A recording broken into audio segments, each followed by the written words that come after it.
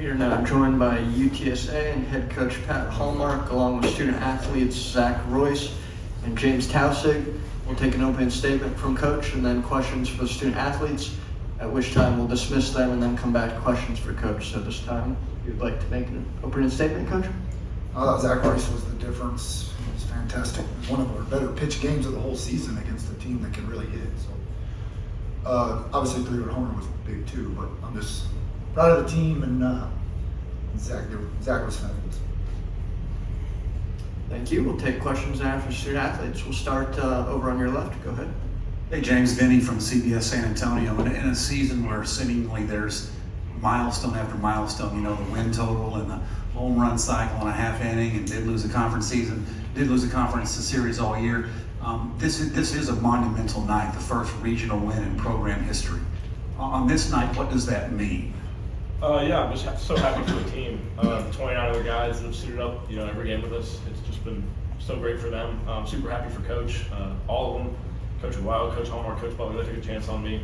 They told me this was the plan, and one game isn't all we had in mind, but you got to start somewhere. So I'm just really happy for the team and for the coaches. They've made the difference this year. If you have a question, I'll bring the microphone to you. We're going to go on your left. Yep, go ahead, and then we'll go back over here. James, can you take us through the home run and really the stretch you've been on for the last 25 games? You've put up some really impressive numbers. Coach Wild does a great job with the reports. I was looking for the changeup up, and I got a first pitch. And Coach Hallmark always tells us sometimes the first pitch is the best one to hit. And I was ready to go. I got my best pass off, control what I could control, max bat speed, balanced swing, and I got the result. So just super happy with that. Go over here on your right. Hey, JT, just can you kind of talk about the turnaround from the tournament? You didn't get the results you wanted, but you come out here, pick up an NCAA regional win. What was the message from the coaches after that? Yeah, the message all year has just been to lock in, control what we can control. Pitch to pitch. We can't get too high, we can't get too low. But we had the support we had today from the fans. It felt like a home game. It felt like a Texas State midweek, sold out bird bath. And so that was an awesome atmosphere. You saw the guys ready to play. We came out firing.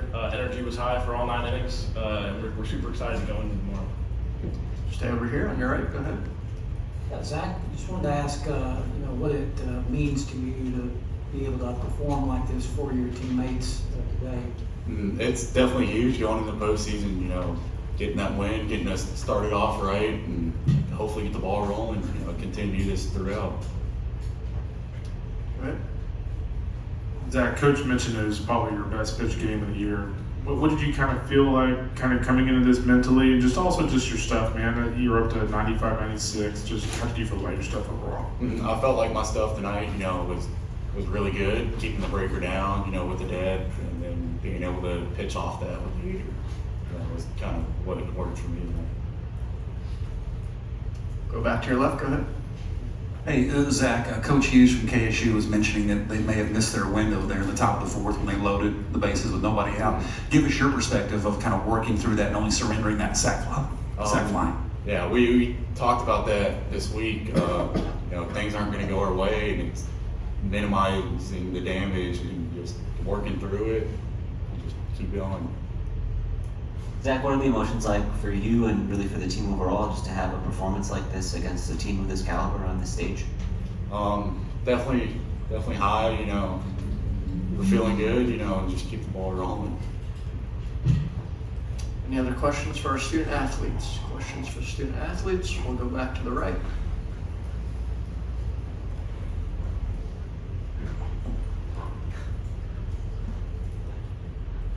James, I just wanted to ask about the matchup with the Longhorns tomorrow night, just kind of how you all are feeling about that.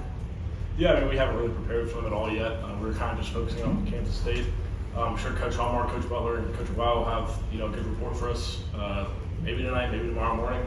But we know they're going to have it's going to be their weekend guys. It's going to be their best arms. It's not going to be their Tuesday night guys. It's going to be a packed house. They're going to be ready to play, and I think we'll be ready to play. So super excited for it tomorrow night. Back to your right.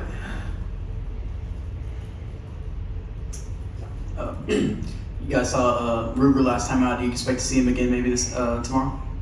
I have no idea. I don't know. But does that type of we touched on it last time we played Texas earlier this season, but does that add a little bit of emotional drive to you guys playing Texas, or is it just like any other game? I mean, it's just another game. A lot of the guys on the team will talk to Ruger. We watch him. He's done very well this season. I'm super happy for him.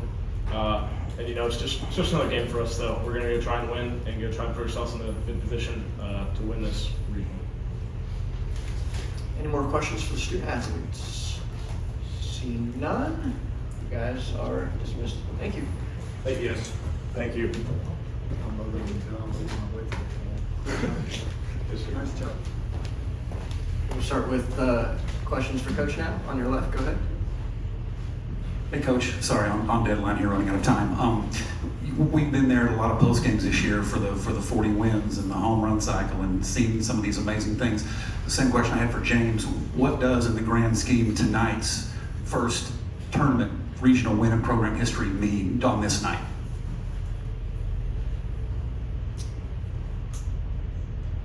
I don't know. I'm trying to get 3 wins, to be honest with you, man. That's what I told the guys when the game ended. I said, be happy, enjoy it, enjoy the moment, but we're here to get 3 wins. We're not here to get 1 win. So I don't know the answer to your question. I'll take it all in when it's over. I hope it's not over for a while, but there's more to do. I gotta get ready for Texas.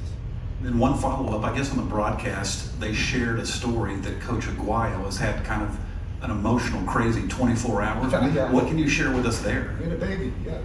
We got her this morning, so he's been running around, he's been up. I told him he's gonna drive home. Obviously, it's fortunate that we're close, so he can go home and be with his new baby and his wife, and he should be. So, big day for him. Go ahead, on your left, second row. Pat, what was the atmosphere here like? There was a big contingent of Roadrunner fans. It was. When you see that, is that kind of what you envisioned when you came here? Yeah, I mean, I did envision being here, not necessarily Dish Fog, but in a regional, certainly did envision that. And I did envision having a lot of support, so it's been wonderful. They really turned out happy for it. I hope they enjoyed it. We'll go back over to your right, Coach. Go ahead. Yeah, Coach, I just wanted to get the details of the newborn. When was the baby born, and is it a boy or a girl? It's a girl, Alexandria Aguayo. I'm not sure the middle name. Born this morning, 9:30. He texted me at 5:30 and said, "Coach, I'm going home." I didn't see the text at 5:30. I saw when I got up at 7:30, but they had it at 9:30. Yeah, so he stayed there for a while. He got here for in and out. And that's really. I told him, hey, if you're here, you're here. We're ready to run it without you. But he was here. Go ahead, on your right. Coach, last time we saw Zach Royce, he didn't have his best performance against Tulane. He comes out tonight and delivers a gem. Can you just talk a little bit about his progression since then and how you felt about him today? The execution was fantastic. A lot went into the scouting report. They're a difficult team to prepare for because they hit a lot of home runs and you can't pitch them all the same. A lot of, like at Tulane, the approach was similar to all their right-handed hitters. These guys were different. They had left-handed hitters that the breaking ball was a decent pitch to them.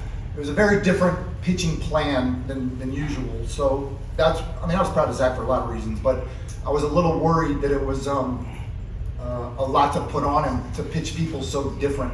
We did call the pitches. That's one thing I think helped. We usually let them call the pitches, but they had to know each hitter really good. So Coach Butler called the pitches and he was fantastic, and Zach executed them. Yep, go ahead. Yeah, Pat, just, you're used to these moments, being a long-time assistant at Rice, but for this team, this is kind of new territory, but your club came in tonight, looked locked in. They look like a team that had been here like 4 straight years. I guess just your take on just their overall approach and just a very professional-like looking team. I agree. I'm glad you kindled it. I don't know exactly why. I think the kids are mature. I thought that all year.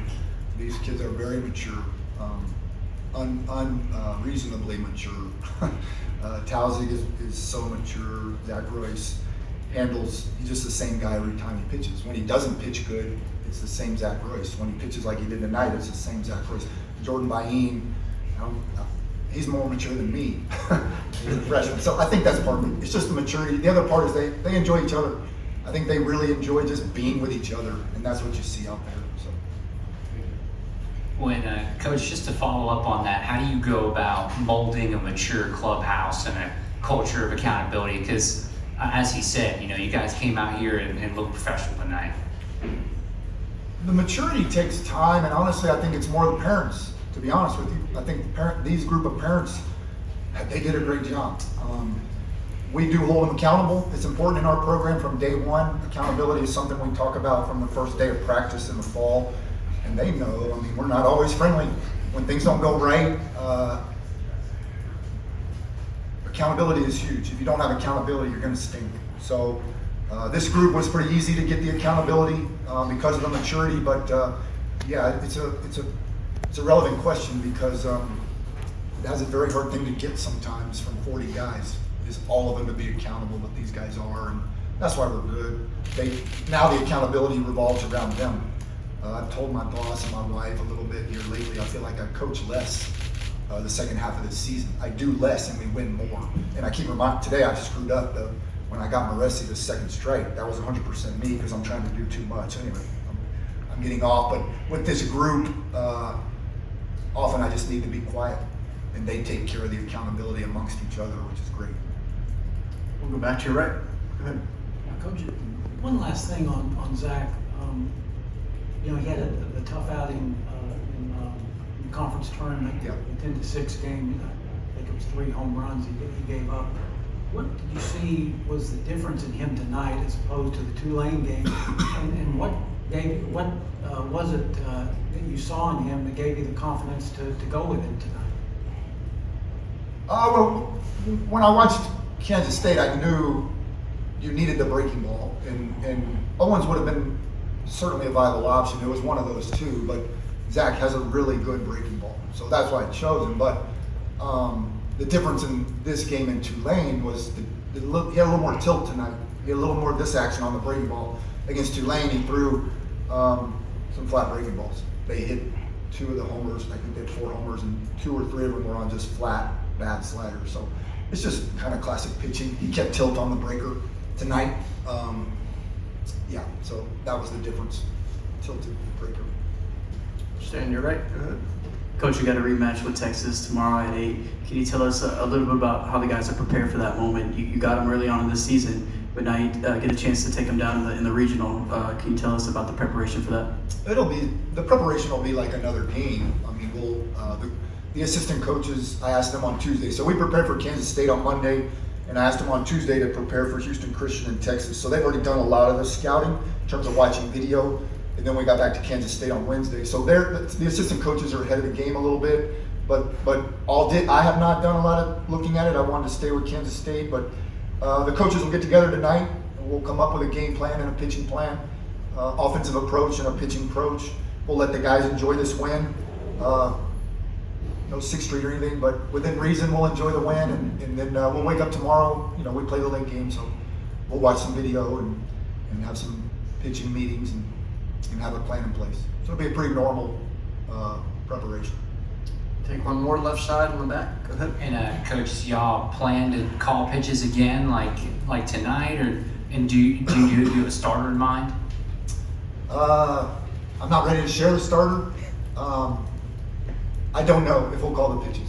When we played them before, our catchers are really good at calling pitches, both of them, Moresi and Sticky. So I have a feeling they'll call the pitches, the pitcher and catcher, only because that's what we did on Tuesday night earlier this year. But Coach Butler will have a say too. But as of right now, that's what I think we'll do. Thank you, Coach. We'll see you tomorrow. Yeah, thanks.